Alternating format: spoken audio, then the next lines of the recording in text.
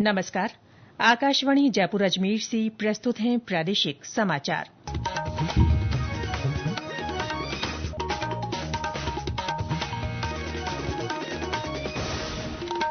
मुख्य समाचार।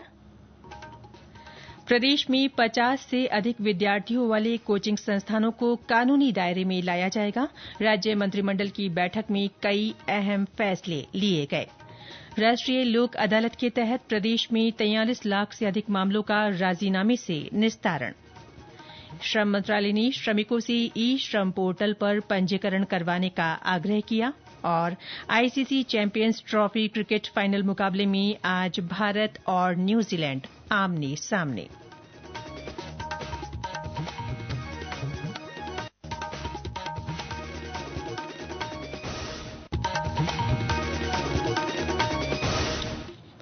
समाचारों के साथ मैं रितिका गुप्ता। और अब समाचार विस्तार से। प्रदेश में अब 50 से अधिक विद्यार्थियों वाले कोचिंग संस्थानों को कानूनी दायरे में लाया जाएगा। ये कदम इनमें पढ़ रहे विद्यार्थियों को मानसिक संबल और सुरक्षा देने के उद्देश्य से उठाया गया है। इस प्रस्ताव की स्वीकृति कल मंत्रिमंडल की बैठक में की गई।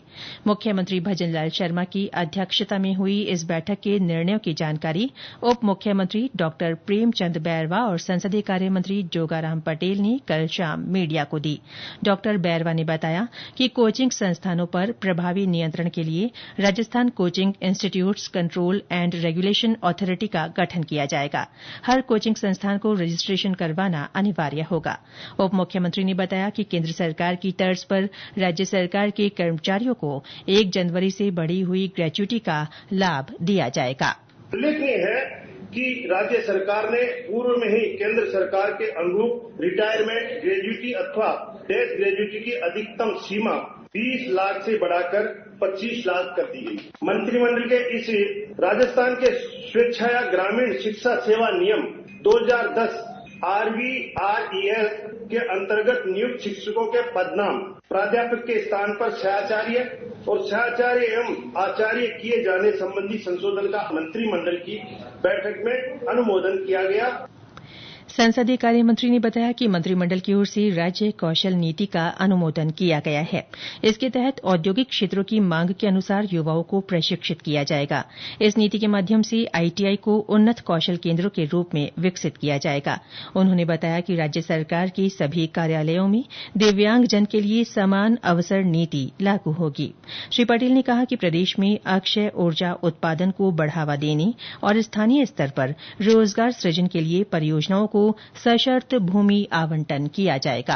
राजस्थान में प्रतिवर्ष 20 से 25 लाख हमारे बेरोजगार भाई जो रोजगार के योग्य होते हैं, जानकारी होती है, स्किल डेवलपमेंट होता है। इसीलिए कौशल नीति का लक्ष्य राज्य में समग्र कौशल इकोनॉमी बनाना है। राजस्थान कौशल नीति 2025 जो मंत्रिमंडल ने पारित की है का उद्देश्य रीस्किलिंग, अपस्किलिंग और एंटरप्रेन्योरशिप को बढ़ावा देने हैं और नवीन अवसर हमारे जो भी बेरोजगार भाई कौशल है, जिसने कहीं इंजीनियरिंग की है, आईटी की है या और कोई कौशल प्राप्त किया, उनको अवसर दो। इसका जो मेन महत्व है वो इस परिप्रेक्ष्य में है कि युवा प्रभावी गुणात्मक कौशल विकास कार्यक्रमों के माध्यम से समाज में गति दे, विकास में भागीदार बने। राष्ट्रीय लोक अदालत के तहत प्रदेश में 43 लाख से अधिक मामलों का राजीनामे से निस्तारण किया गया। कल प्रदेश भर में लगाई गई अदालतों में 11 अरब 38 करोड़ से अधिक की राशि के अवार्ड पारित किए गए।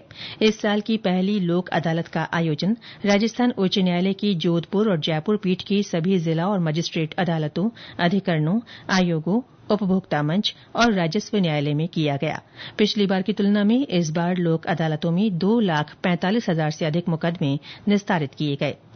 एक जिला एक उत्पाद नीति के तहत जैसलमेर जिले के पीले पत्थर को चुना गया है। स्थानीय उत्पादों को अंतर्राष्ट्रीय बाजार में पहचान दिलाने के लिए ये नीति बनाई गई है।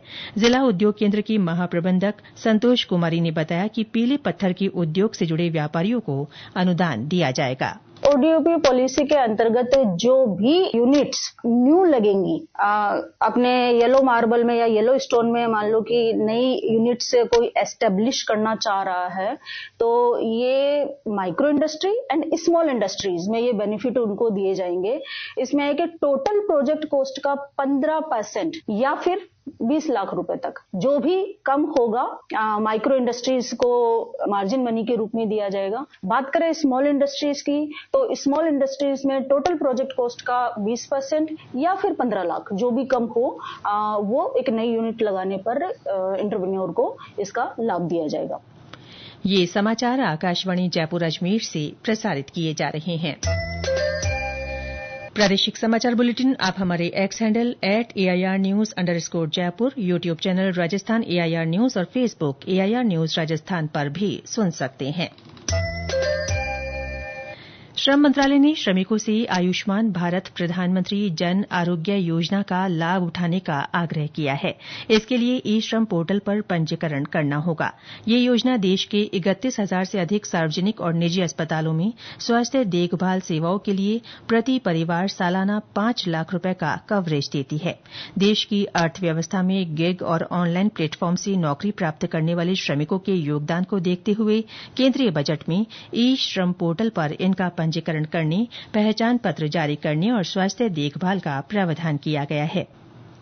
राजस्थान राज्य पथ परिवहन निगम को 3 श्रेणियों में राष्ट्रीय पुरस्कार मिले हैं। रोडवेज के अध्यक्ष शुभ्रा सिंह ने बताया कि ये पुरस्कार association of state road transport undertaking की ओर से दिए गए हैं। कल नई दिल्ली में हुए समारोह में निगम को road safety, non traffic revenue और एम्प्लॉय प्रोडक्टिविटी अवार्ड श्रेणी में रनर अप का पुरस्कार दिया गया। प्रदेश में अंतर्राष्ट्रीय महिला दिवस के उपलक्ष्य में आयोजित होने वाले कार्यक्रमों की श्रृंखला आज भी जारी है। महिला दिवस सप्ताह के तहत आज जयपुर में भारतीय मजदूर संघ की ओर से नारी शक्ति सम्मेलन रखा गया है। इसमें महिला सशक्तिकरण और श्रम क्षेत्र में उनकी भूमिका पर चर्चा की जाएगी। उधर भारतीय रेलवे की ओर से अजमेर में महिला आरपीएफ कर्मियों को मिर्च स्प्रे कैन से लैस करने का फैसला लिया गया है। महिला यात्रियों की सुरक्षा की दृष्टि से उन्हें ये उपकरण उपलब्ध करवाया जाएगा। इससे चुनौतीपूर्ण परिस्थितियों से निपटने में उन्हें मदद मिल सकेगी। वहीं वन विभाग भी लैंगिक समानता के लिए अपनी प्रतिबद्धता दोहरा रहा है। इसके तहत वन प्रबंधन और वन्य जीव संरक्षण में महिलाओं की भागीदारी के लिए लगातार प्रयास किए जा रहे हैं। पाली जिले के विभिन्न गांवों में वैदिक होली का उत्सव मनाया जाएगा। जिले के रोहट, तखतगढ़, खुटानी सहित कई गांवों में प्राकृतिक होलिका सामग्री इकट्ठी कर तैयारियां की जा रही हैं। जयपुर में आज से गलता तीर्थ पर फागोत्सव का आयोजन किया जा रहा है। देवस्थान विभाग की ओर से ये कार्यक्रम होगा। उधर डीग में आज से ब्रिज होली महोत्सव हो रहा है। जिला प्रशासन और पर्यटन विभाग की ओर से होने वाले इस उत्सव में कई गतिविधियां होंगी।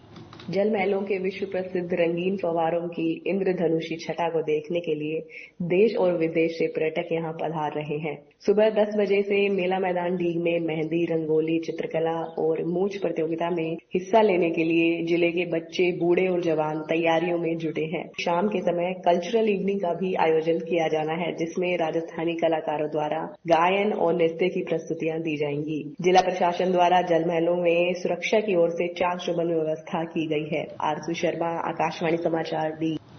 आईसीसी चैंपियंस ट्रॉफी क्रिकेट का फाइनल मुकाबला आज भारत और न्यूजीलैंड के बीच होगा। दुबई में होने वाला ये मैच भारतीय समय के अनुसार दोपहर 2:30 बजे से शुरू होगा। भारत ने इस टूर्नामेंट में अभी तक के सभी मैच जीते हैं। ग्रुप मैच में भारत ने न्यूजीलैंड को 44 रन से हराया था। आज होने वाला फाइनल मुकाबला काफी रोमांचक होने की उम्मीद है। इसमें भारत की मजबूत बल्लेबाजी का सामना न्यूजीलैंड के अनुभवी और आक्रामक गेंदबाजों से होगा। भारत के उप कप्तान शुभमन गिल ने प्री मैच प्रेस कॉन्फ्रेंस में कहा कि टीम उत्साह से लबरेज है। और अंत में मुख्य समाचार एक बार फिर। प्रदेश में 50 से अधिक विद्यार्थियों वाले कोचिंग संस्थानों को कानूनी दायरे में लाया जाएगा। राज्य मंत्रिमंडल की बैठक में कई अहम फैसले लिए गए। राष्ट्रीय लोक अदालत के तहत प्रदेश में 43 लाख से अधिक मामलों का राजीनामे से निस्तारण। श्रम मंत्रालय ने श्रमिकों से ई श्रम पोर्टल पर पंजीकरण करवाने का आग्रह किया। और ICC champions trophy cricket final मुकाबले में आज भारत और न्यूजीलैंड आमने सामने। इसके साथ ही प्रादेशिक समाचार बुलेटिन समाप्त हुआ। हमारा अगला बुलेटिन दोपहर 1 बजे प्रसारित होगा। नमस्कार।